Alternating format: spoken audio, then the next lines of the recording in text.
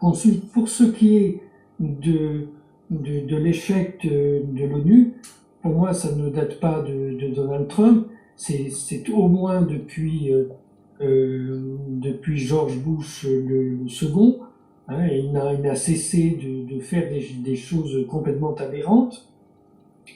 Mais si l'ONU n'a pas qualifié de génocide ce qui se passait à Gaza, c'est une décision de son propre tribunal, la Cour internationale de justice. Il y avait la moitié des magistrats qui disaient si c'est un génocide et l'autre moitié qui disait non. Alors finalement, le président de ce tribunal a tranché, ça n'est pas un génocide, a-t-il dit.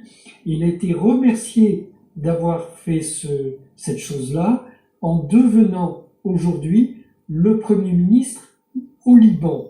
C'est lui, c'est Nawaf Salam, ce magistrat qui est devenu Premier ministre au Liban.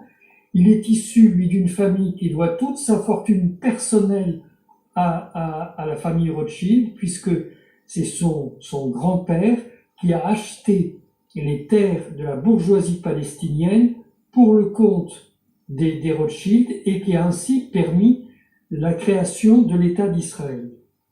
Donc, il n'y a rien d'étonnant à ce qu'aujourd'hui, ce Premier ministre lutte contre la résistance qui est le Hezbollah. La résistance, c'est ce que le droit international met en valeur.